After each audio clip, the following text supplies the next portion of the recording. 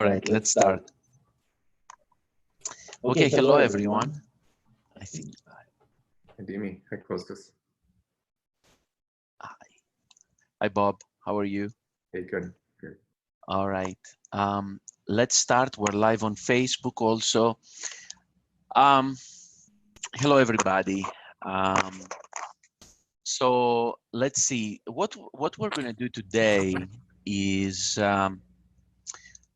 we definitely want to dedicate more time with answering questions that you guys may have about anything, rather than just focusing in one single subject. Even yesterday from the TelePT webinar that we did, there were a whole bunch of questions that were unanswered because at the end we had to stop the webinar. It was supposed to be an hour. Again, it went for over an hour and a half, and we had to stop at that time.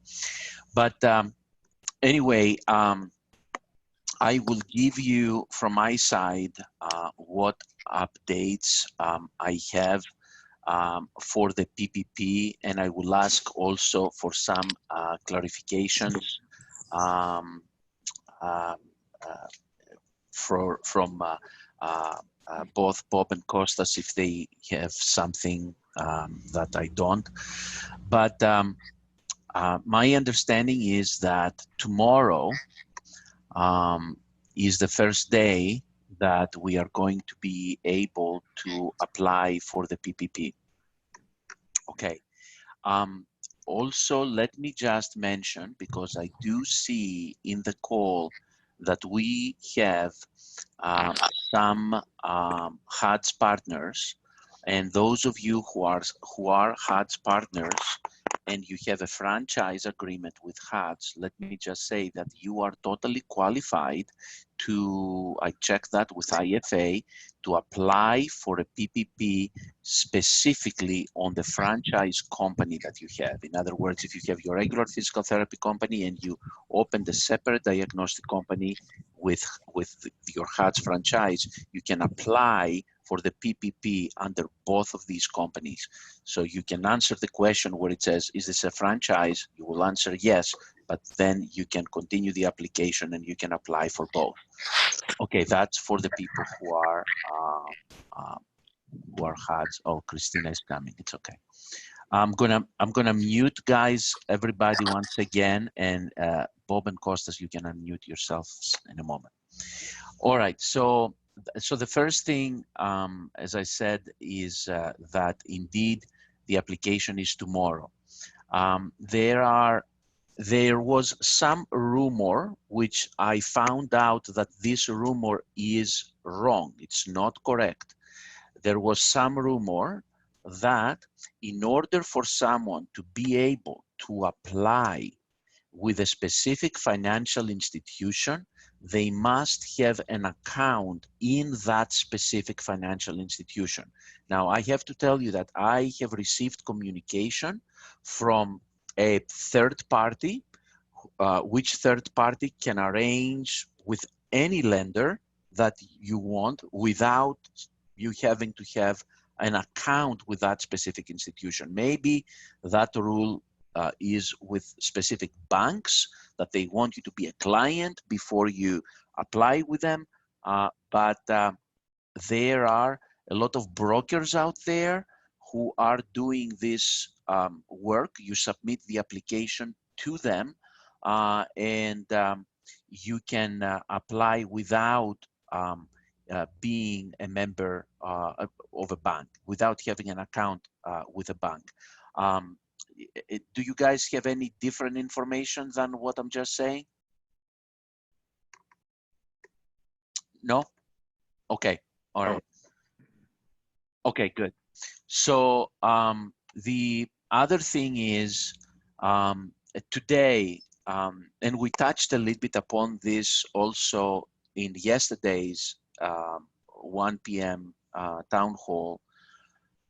This morning I was listening to a webinar that was sponsored by the International Franchise Association, and they had like one of the economists there that they were talking, and the guy said that, quite frankly, the $350 billion that they are issuing right now, it is not really enough money to cover fully every single business in America.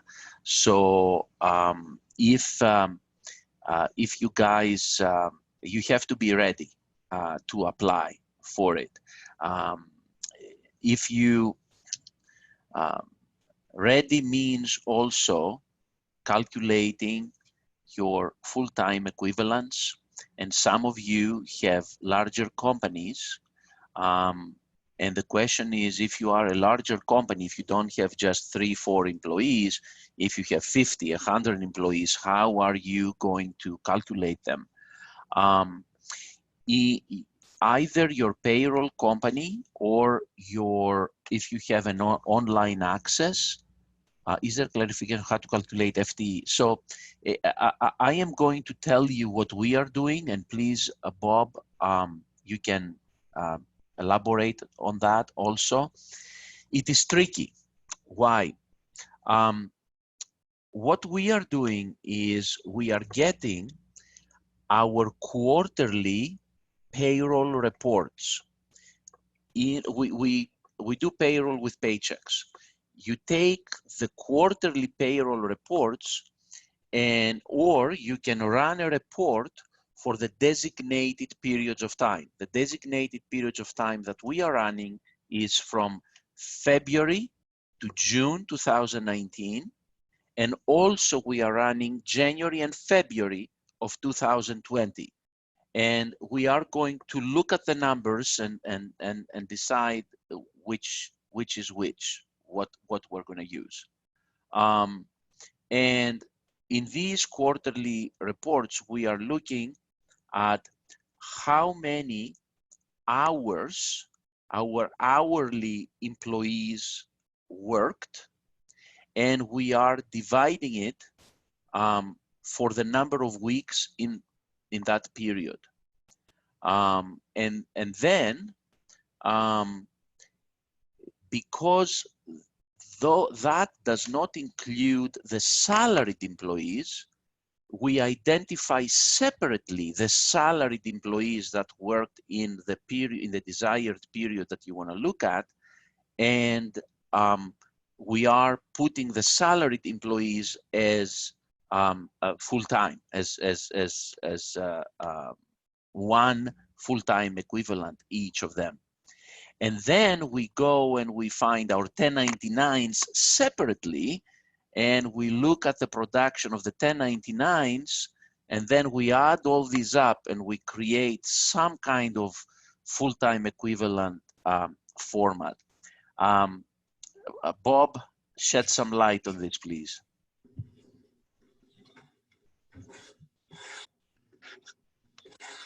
What I'm doing right now is, if you bear with me for 1 second, I've already submitted my application.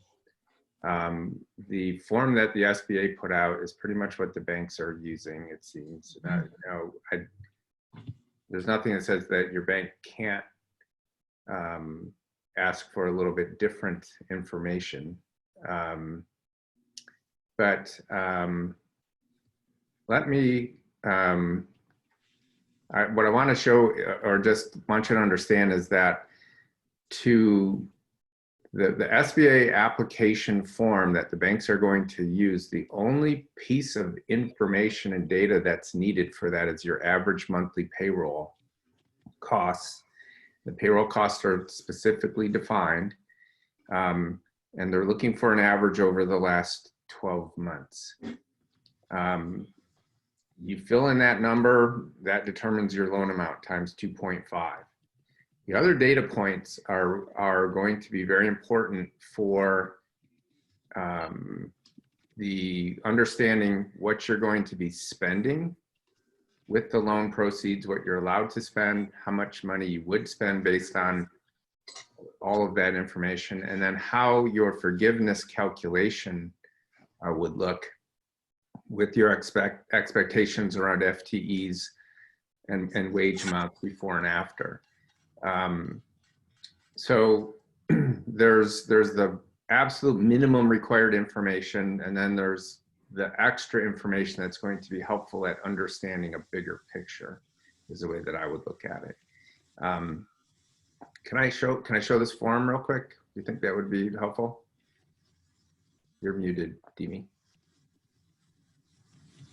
Yeah, go ahead and show the form, because there is something on the form that actually I wanted to ask you about. Can you share your screen? Yeah, I can. Sorry. UPS just rang my doorbell. My dog doesn't like that. Don't worry. We love dogs. We are. I'll figure out putting the picture here in a second. Okay, so this is application. So this is the form. This is from the SBA. Okay. So here is what I want to ask you here, okay? Mm-hmm. You see where it says number of jobs? What do you put in that field, number of jobs? Yeah, I used an FTE in that. I did just add up an FTE, but that's today. Or it's trying to give them some, this cell right here has nothing to do with determining what you're going to be able to borrow. It's beginning to provide some information about what you tell them later. I believe that number is in there right now so that they can go back to your application and say, hey, you told me this then, what's the difference? Because that your loan amount, if I plug in monthly payroll, you know, $100,000 here, whatever it is, times 2.5, you're going to fill in your loan amount here. You're done on the loan amount. You know, this, they want some context for how many people does that payroll cover, because they're looking for a disproportionate amount of money per person that would give them a red flag around, you got a lot of over $100,000 a year people. I believe that's why it's there, not because it's an essential piece of information for loan qualification. It's kind of it's just a way for them to get some sense of whether or not all of that makes sense.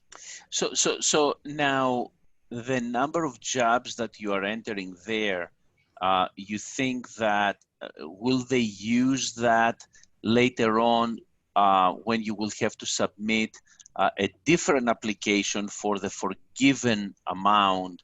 Would they use that as the actual number? Yeah, so below in this form, there are explanations about the answers, okay? So, not very helpful. Yeah, it's, you know, there's this little blurb here. I understand it's limited information, but I do think that they're just looking at this number to be somehow correlated with where did this number come from. That's how I would look at that. Not, you know, and because it's a rear-looking 12 months, you know, if you've had a significant change in your FTE in the time period that's being used to calculate the average monthly payroll, I would put a number in this box that was connected to the average monthly payroll number that you put in. You only have 2 data points right now with this, so I would make sure that those 2 data points make sense together. And the rest of this is just all about saying who own, you know, anyone with an over 20% ownership interest has to be included. It's just all about saying, you know, are you running from the law? You know, all these normal things. You're just giving representations and warrants about truthfulness and all that kind of stuff, and why you need this money, and then you sign and date and you're done. So, you know, my bank has already adopted that this is their form. I've already submitted it. It is supposed to be, banks are ready on April 3rd, and it's any FDIC bank is supposed to be able to participate in this. And did your bank accept it, the formal application already? Not 100% sure because they have to do their thing with it, but I have an acknowledgement they've received it. I mean, the money hasn't showed up in my account yet. I can tell you that for sure. But Sure.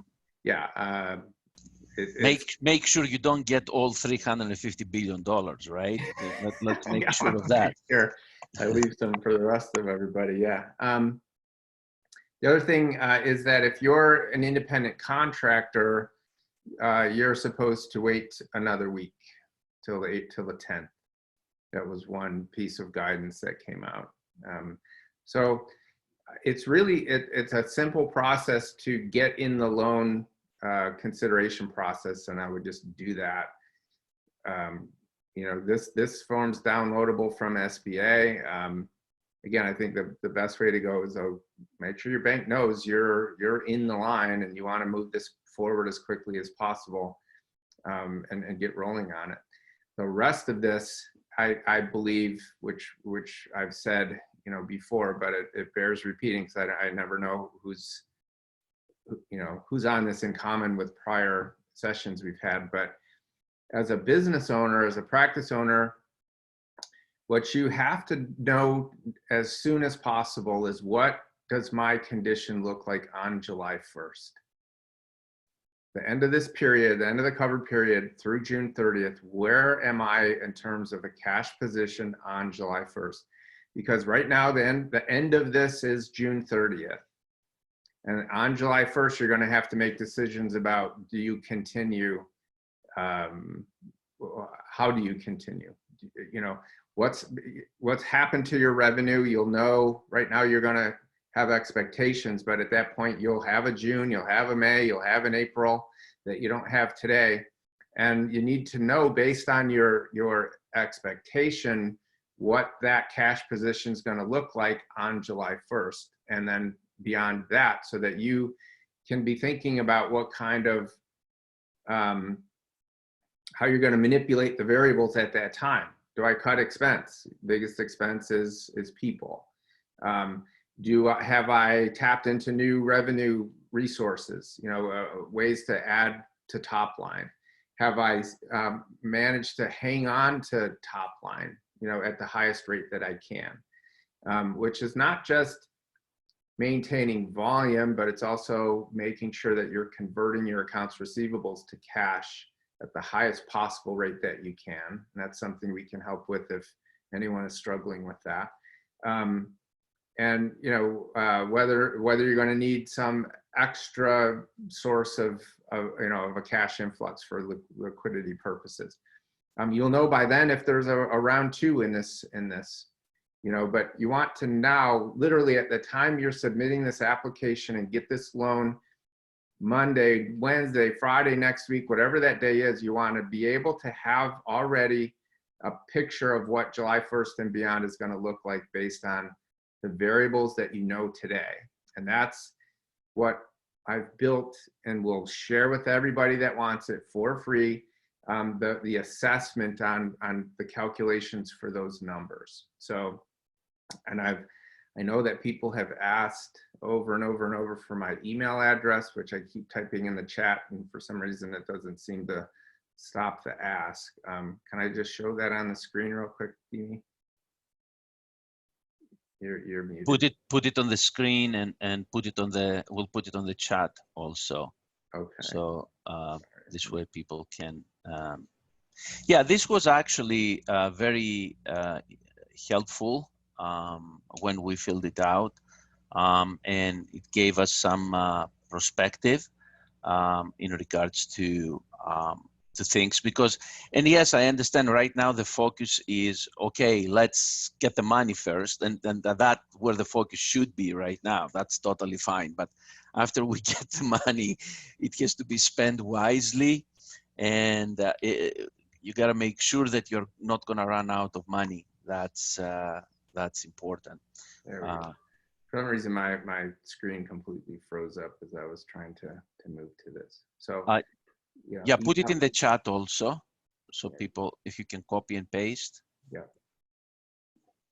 And again, the process for this is pretty simple. I email you a form, you fill out the form, I take that.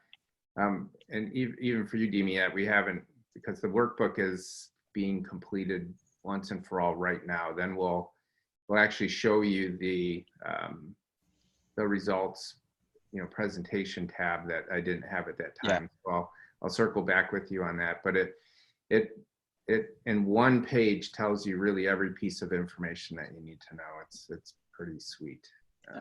Good. There is a question here.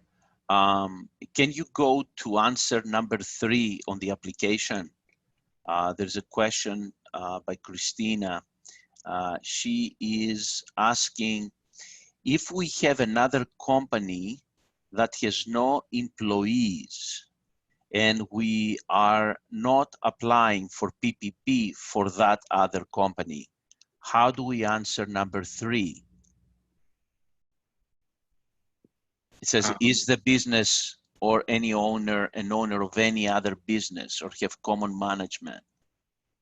So I think the answer is yes, and then they're going to ask you for something on that business, and then you're not going to have a loan application in there, so it's not going to matter. But I think you have to answer yes. What you don't want to do is provide any false or wrong answer on this application.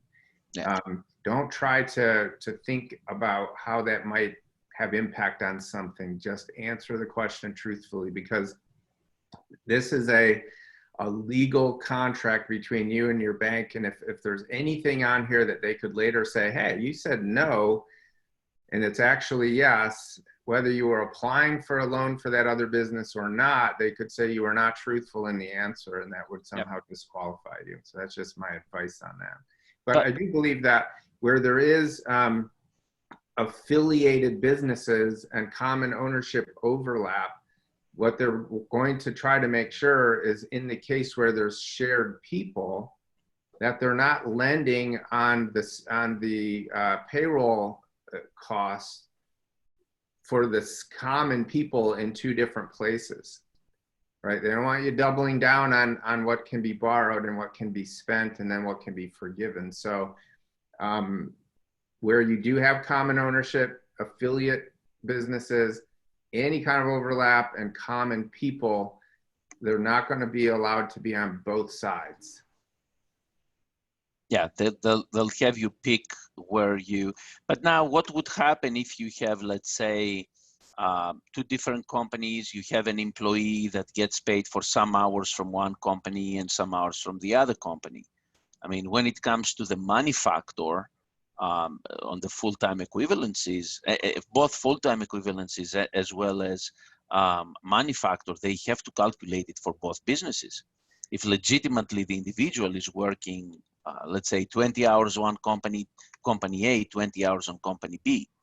Yeah, and as long as you have a paycheck from company A and company B, I think you're good. Yeah. Okay, and also let's, there are a lot of questions, but let's dissect a little bit on people who have gotten the EIDL, the emergency. That's, I think, question 4. What is on question 4? Bob, can you read question 4? They're not numbered. Are they?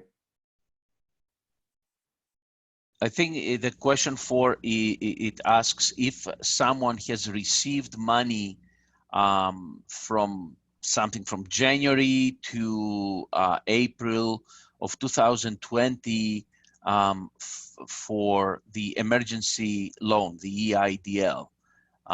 And if you have, then you have to say yes, and you have to, in an appendix, you have to include what if you got the money or if you have just a standing application there. Let's see. I don't see that question. So What is under question 3? What is the question under 3, after 3? The one that we just talked about. What's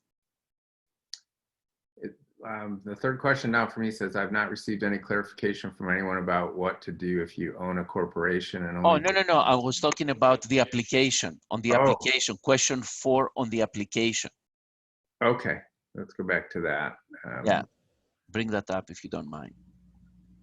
Because some people have already applied for EIDL or maybe they have received EIDL. So it says, has the business received an SBA economic injury disaster loan between January 20 and April 3rd, 2020? So what, again, this is the same scenario where they're not going to give you the same money twice in 2 different loans. Yeah. So the CARES Act PPP loan is intended and designed to replace these SBA EIDLs for this time period. So if you were, quick in reacting and getting one of those before you even knew that this existed, you're allowed to take that and borrow in the PPP loan the principal balance that you have in this loan. Yeah. So that's why they're asking. Yeah.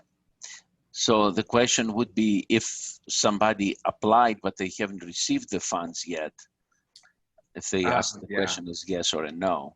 No, well, so the math is based on the principal balance. If you don't have it, you don't have a balance. Yeah, you don't have a balance because it says if you have received the loan. Okay, good. Let's look some of your other questions, guys. What does an owner, does it make sense to calculate FTE for contractor hours according to the number of hours that the state will leave work in consider full-time? Yes. Yeah, of course. What does an owner who only gets partial pay on a W-2 previously, the rest is on distribution? Do we increase the amount on W-2? Well, you can't change history. No, but you can change the future if you had to. Yeah. Are you a sub S or an LLC? I think the answer is different. I think the sub S, you have a little more flexibility than you do with the LLC.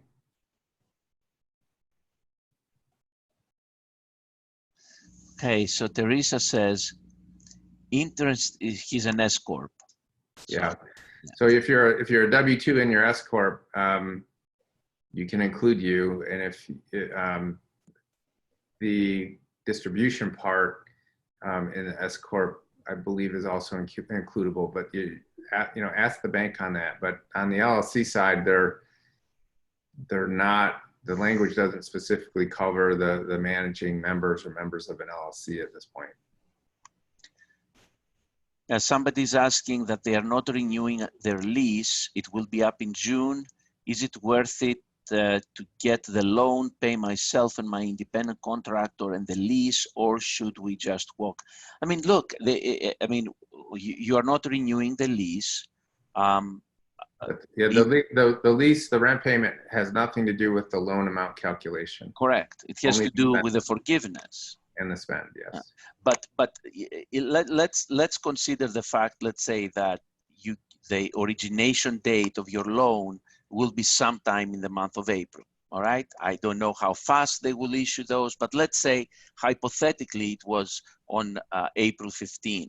You're not renewing your lease, it's ending in June, but you still have to pay rent for the month of May and the month of June. So you can pay those rents and they can be part of the forgiven amount that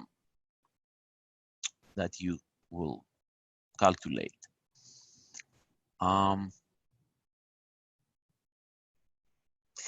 Thank you for it's my understanding, according to the loan application, is payroll for January to December 19. Also, number of jobs on the application mean FTEs. Yes, FTEs, 12 months back. The calculation is January to December 19, Bob. The calculation for the loan amount based on payroll cost is the monthly average for the prior 12 months. And the FTE is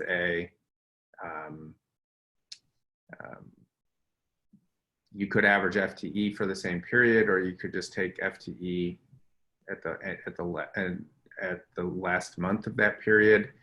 Again, they're not asking you about forgiveness-based calculations at this point. So they're just looking for relativity between that payroll cost and how many people are in there, right? If you say $100,000 a month, 3 people, they're gonna go, huh? Then you can't get 2.5 times 100,000 on 3 people. There's another question that is interesting, and I think the answer, maybe I may even be able to put up the answer for you. They own a corporation, a physical therapy corporation. They drawn partially as W-2, and the remaining, they get it as a K-1. So the question is, how can they account for the K-1 part that they are receiving?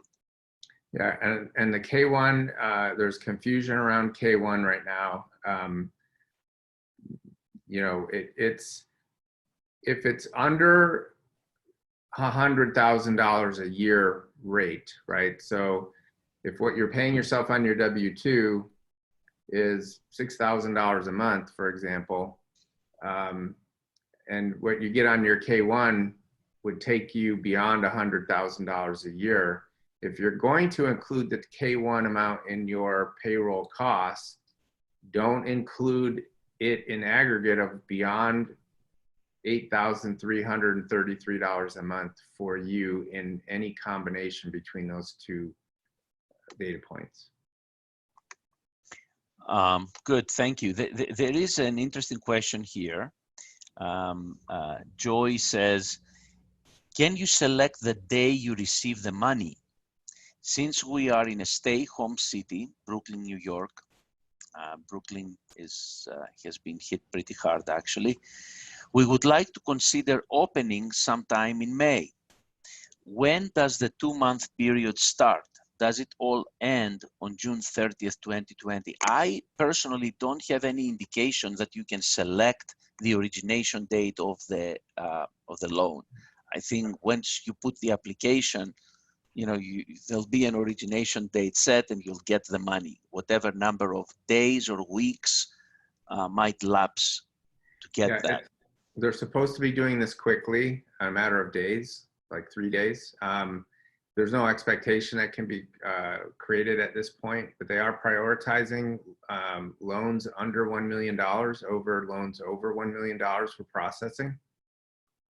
But once you get your loan, that's where the clock starts on your 8-week period, regardless of when you open and regardless of how many days after the loan June 30th happens to hit. But the whole thing ends on June 30th. Yeah. I guess you can delay the application if that's the case. You know, you delay the application. Solution, yeah. Yes, absolutely. What happens in June 30th, and maybe we can, let me see if I can show that. One quick second. I should have, okay, one second. I thought that okay, here it is. Let's go here. Here is your June 30th thing. So in the forgiven amount, it is changes that you are going to make within the month of, I think it is from April 15 or so until June 30th, to rehire perhaps employees that you may have already let go, or hire new employees, or whatever strategy you're going to implement in order to increase your forgiven amount. Let me see. So once June 30th hits, monies that aren't forgiven must begin loan interest. Yes, and the information that I received about this from the banking institution that we have selected to work with, is that at this point, at least, the interest will be 0.5%, and the repayment period, as far as with the information I received, is going to be 2 years. That is subject to change, but that's the information that I received. There is some conflicting information on that for the repayment. There is information that it will be 2 years and information that the SBA can make a change in that. Anything from you, Bob, on that? Sorry, I keep forgetting if I was muted. What it says about interest rate is it cannot exceed 4%. It doesn't say it has to be 4%. It says it can't be greater than 4%. Yeah. And the amortization period can be 10 years. So apparently there's some individual bank decision making going on about interest rate and payback period. But there is supposed to be a minimum of a 6-month deferment in payments made, but interest will start accruing prior to the time that payments start to be made. And the payment, the actual payment start dates could be 1 year from loan origination. So there's some variables that might be being decided on it at a bank by bank level. Fair enough. I don't see significant questions, more questions coming through. Look, tomorrow is the day, okay? So I would say prepare, start, decide how you're answering this application, be in touch with your financial institution. We will be here tomorrow, and any guidance we can offer, we will, but be ready, send it in early and answer it correctly. Yeah, Tim, thank you for inviting people. That's an awesome group. I was there today and had fun with them. They have some amazing conversions to telehealth also, which is really great. So join that group too. But anyway, we'll be, thank you, Tim. We'll be here tomorrow at 1 in our town hall meeting with any questions you have as you are filling out these applications. And always will make the disclaimer, no tax forms needed, Phil.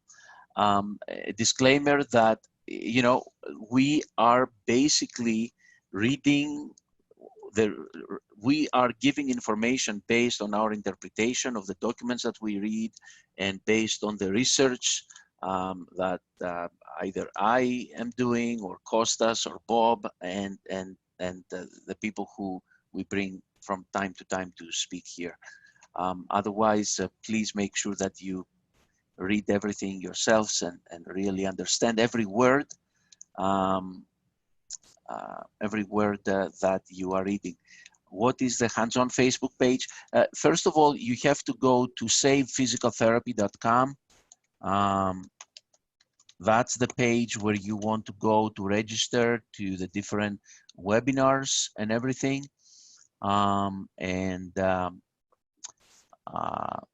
We'll be able to share with you more tomorrow. Okay, thank you guys and be well. All right, take care.